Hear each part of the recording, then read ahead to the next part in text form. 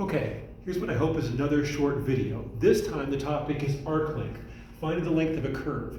Let's start off with a problem that we can already answer using high school geometry. Say we want the length of this part of this line, y equals mx plus b, between x equals a and x equals b. We know the length of this side of the triangle is just b minus a.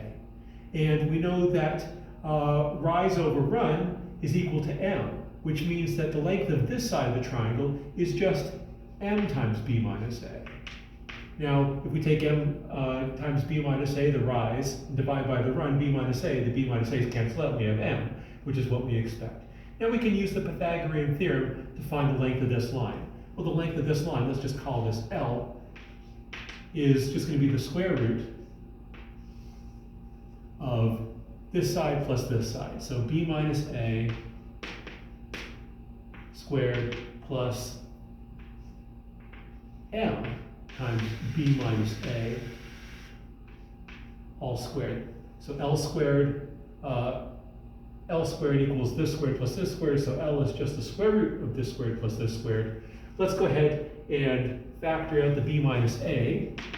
So that's just the square root of b minus a squared. When we take a b minus a squared out of this first term, we're left with a 1. When we take a b minus a squared out of the second term, we're left with an m squared. And we can pull the b minus a squared outside, and we end up with b minus a times the square root of 1 plus m squared.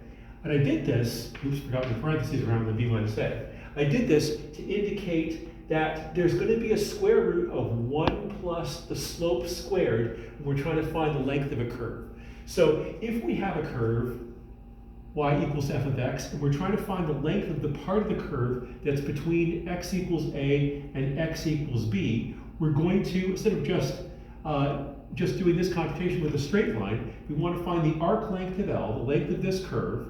We're going to integrate from a to b 1 plus, and what takes the place of slope when we're talking about a curve, when we have things which change slope? Well, the derivative does. So we're going to integrate 1 plus the derivative of x all squared from x equals a to x equals b. So I want to explain why we have an integrand that looks like this when we're finding the length of a curve. And it just comes from a problem that we understand really well, finding the length of a straight line using the Pythagorean theorem. Okay, now the difficulty, of course, with finding integrals like this is they have a square root in them, and that tends to make the integral difficult. So we have to pick our function pretty carefully right now so that we can actually do the integral. So let's take a look at a problem like this. Find the arc length of y equals x cubed over 6 plus 1 over 2x, which probably looks like a kind of a strange integral to do between x equals 1 and x equals 2. We pick this function specifically just because when we plug it into something like this, the computation works out pretty neatly. So let's take a look at that. So first of all, we're going to need the derivative. This is my f.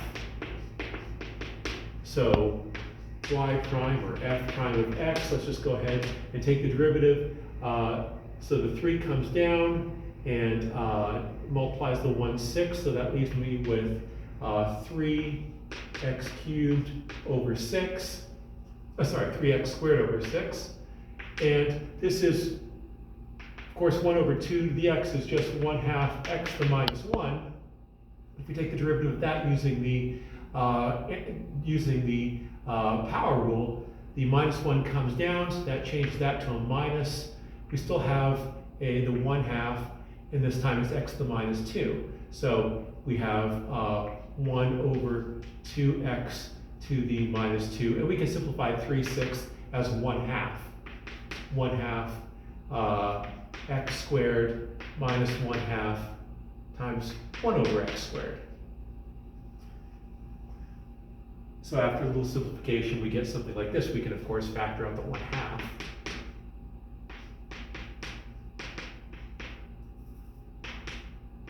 Oops, forgot my minus sign, 1 over x squared.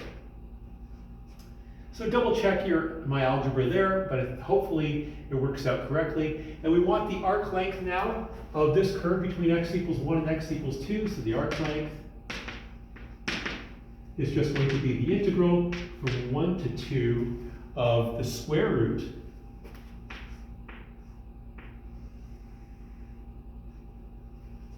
of 1 plus this thing all squared. So 1/2 x squared minus 1 over x squared all squared. I guess the hard part there is just to keep the parentheses all straight. So let's go ahead and square that out. So if we FOIL that out, integral from 1 to 2 of the square root of 1 plus, so 1/2 times 1/2 is 1/4. So x squared times x squared is x to the 4th. Then we have a minus x times x squared times 1 over x squared, that's minus 1, and another 1. So minus 2 plus 1 over x squared times 1 over x squared is 1 over x to the 4th. And again, check the arithmetic there.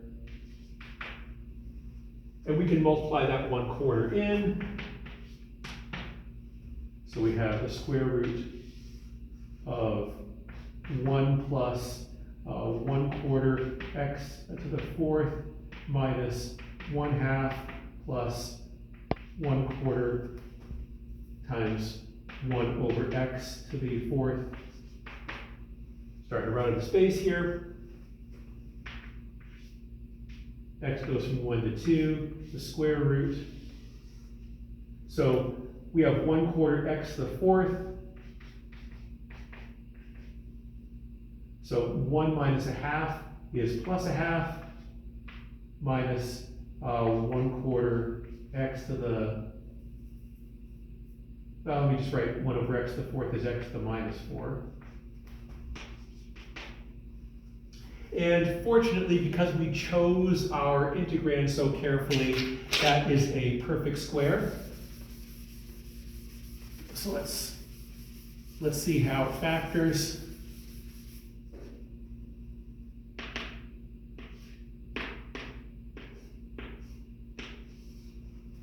So 1/4 x to the 4th plus 1/2 minus 1/4 x to the minus 4 is just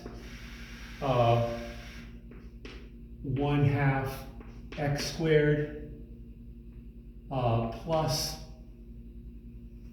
oops, sorry, that should be plus 1 over x to the minus 4 plus 1/2 x to the minus 2 all squared. If you square this out, you'll see that you get exactly that. And so we can now cancel the square with the square root. So this is the integral from 1 to 2 of 1/2 x squared plus 1/2 x to the minus 2. And I can pull that 1/2 out.